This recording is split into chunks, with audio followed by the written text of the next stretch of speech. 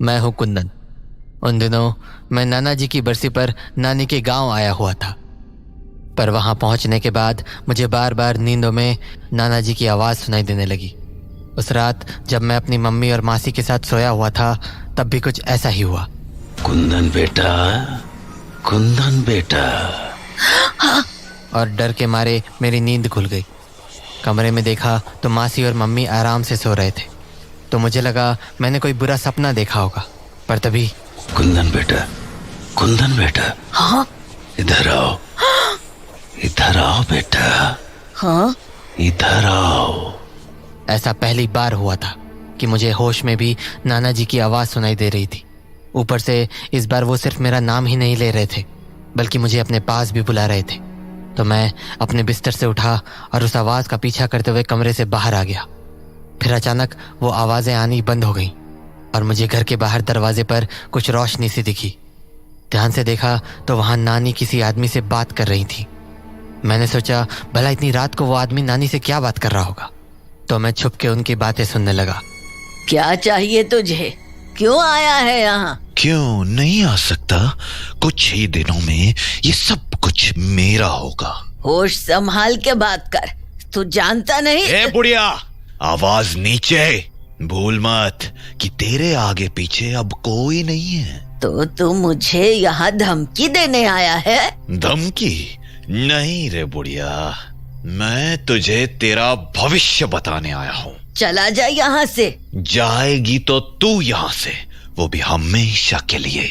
और ये बात तू भी अच्छे से जानती है। चलता हूँ, तू तैयारी कर ले यहाँ से जाने की। उसके बाद वो आदमी वहां से चला गया, पर नानी अभी भी दरवाजे पर ही खड़ी थी और खुद से ही कुछ न कुछ बड़बड़ा रही थी। मुझे जल्द से जल्द कुछ करना होगा, वरना बहुत देर हो जाएगी। इतना कहकर नानी घर से बाहर निकल गई। मैंने सोचा भला इतनी रात को नानी कहाँ जा रही है, तो मैं भी उनके पीछे पीछे घर के बाहर निकल गया। रात बहुत ज़्यादा हो चुकी थी, तो बाहर काफ़ी अंधेरा था। पर तभी मैंने नानी को बगीचे वाले रास्ते की ओर जाते देखा। मैंने उस बगीचे के बारे में मासी से कई बार सुना था कि वहाँ पर रात को कोई नहीं जाता, पर फिर भी मैं डरते डरते नानी के पीछे जाने लगा। कुछ ही देर में मैं बगीचे के पास पहुँच गया और मैंने देखा कि नानी बगीचे के गेट के सामने खड़ी थी। वो बगीचा आज रात भी वैसा ही खौफनाक दिख रहा था। तभी अचानक नानी बगीचे के अंदर चली गई। मुझे तो ये देखकर झटका ही लग गया, क्योंकि अब तक मैंने बगीचे को लेकर जो भी सुना था उससे यही समझ पाया था कि आज तक जो भी बगीचे के अंदर गया वो कभी लौट कर नहीं आया। तो फिर नानी ऐसे कैसे अंदर चली गई? उस बगीचे में हमेशा कोहरा हुआ करता था, पर पता नहीं क्यों अब वो कोहरा छट चुका था। मुझे ये बात काफ़ी अजीब लगी और जब मैं बगीचे के दरवाजे पर पहुंचा तो कोहरा छटने के कारण मुझे बगीचे के अंदर जाता हुआ एक लंबा रास्ता दिखा। मैंने सोचा शायद नानी उसी रास्ते से होती हुई अंदर गई होंगी, तो थोड़ा डरते डरते मैं भी उस बगीचे के अंदर चला गया। मुझे पेड़ों के अलावा कुछ भी नहीं दिखा, पर तभी दूर दाईं ओर पर मुझे एक झोपड़ी दिखी जिसके खिड़की से रोशनी आ रही थी। मैंने सोचा कहीं नानी इसी झोपड़ी में तो नहीं है, तो मैं दबे पांव उस झोपड़ी के पास पहुंच गया और खिड़की के अंदर झांकने लगा। वहाँ मुझे कमरे के अंदर नानी दिखी, जो सामने की दीवार की तरफ मुंह करके खड़ी हुई थी। उनके बगल में एक बड़ा पतीला और एक खटिया पड़ी थी। उस पतीले के नीचे आग भी जल रही थी। खटिए पर कागज़ के कुछ पन्ने और एक पेन रखा था। नानी ने वो पेन उठाया और एक पन्ने पर कुछ लिखने लगी। फिर वो पन्ना दीवार की ओर करके खड़ी हो गई। मुझे समझ नहीं आया कि आखिर नानी करना क्या चाह रही है। तभी उन्होंने उस पन्ने को वापस खटिए पर रख दिया और उस पतीले को करछी से घुमाने लगी। मुझे ठीक से तो नहीं दिखा कि उस पतीले में क्या है, पर करछी के घुमाने से वो पतीला तेज़ी से खौलने लगा। उस पतीले को खौलता देख नानी ज़ोर से हंसने लगी।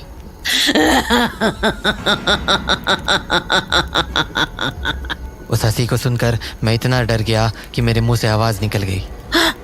मेरी आवाज़ सुनते ही नानी पीछे मुड़कर देखने लगी, पर तभी मैं खिड़की के बगल में छुप गया और कुछ देर बिना कोई आवाज़ किए वहीं खड़ा रहा। थोड़ी देर तक जब कोई हलचल नहीं हुई तो मैं वहाँ से निकल गया और भागा भागा घर पर पहुँचा। लेकिन दरवाजे पर मेरी मासी खड़ी थी और वो बहुत ज़्यादा गुस्से में लग रही थी। हाँ? मासी? कुंदन, कहाँ थे तुम? मासी, मैं वो कहाँ थे तुम? तुमसे मना किया था ना मैंने रात को बाहर जाने से। मासी वो कुंदन, सच सच बताओ, तुम बगीचे के पास तो नहीं गए थे ना? मासी मासी क्या मासी? बताओ मुझे। नहीं मासी। तो कहाँ थे तुम? मासी वो क्या वो? चुपचाप अंदर चलो।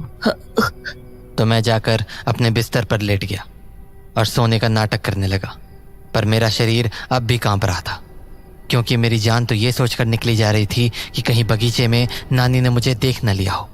इसी डर में मेरी आंख कब लग गई मुझे पता भी नहीं चला। अगली सुबह जब मेरी नींद खुली तो मासी मेरे बगल में ही बैठी हुई थी। मासी उठ गए तुम? मैं तुम्हारे उठने का ही इंतजार कर रही थी। मासी अब बताओ, कल रात बाहर क्यों गए थे तुम? मासी मैं मना किया था ना रात को घर से बाहर जाने से, फिर क्यों गए थे बाहर? मासी वो मुझे ना रात को किसी की आवाज आती है। आवाज आती है? हाँ। किसकी आवाज? वो नाना की। नाना की? हाँ मासी, मैं जब से यहाँ आया हूँ तब से ही। अच्छा। हाँ मासी, और इसी वजह से मैं रात को ठीक से सो नहीं पाता हूँ। हर रात मुझे लगता है कि नाना मुझे बुला रहे हैं।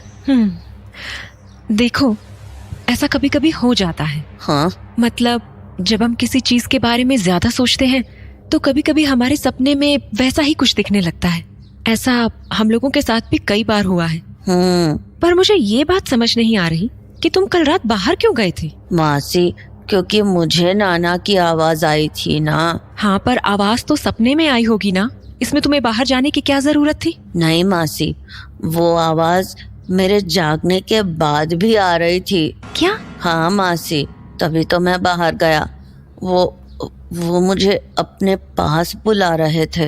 क्या बोल रहे हो ये तुम? सच्ची मासी, वो मुझे बोल रहे थे, इधर आओ इधर आओ। बातें बनाना बंद करो तुम, समझे? पर मासी। अरे क्या हो गया? नहीं मासी, प्लीज नानी को मत बताना, प्लीज। सॉरी। हाँ, तो ये हरकतें करनी बंद करो तुम, समझे? अगर दोबारा रात को बाहर निकले ना तो याद रखना। ठीक है मासी, नहीं निकलूंगा, पक्का। उस रोज तो मैंने मासी को किसी तरह मना लिया, पर मुझे नानी का डर मन ही मन खाए जा रहा था, और शायद इसीलिए मैंने मासी को पूरी बात नहीं बताई। पिछली रात के बाद मेरे मन में कई सारे सवाल उठ रहे थे, जैसे वो आदमी कौन था जो इतनी रात को नानी से मिलने आया था, और उससे बात करने के बाद नानी बगीचे में क्यों चली गई, और वहां जाकर वो उन पन्नों पर आखिर लिख क्या रही थी।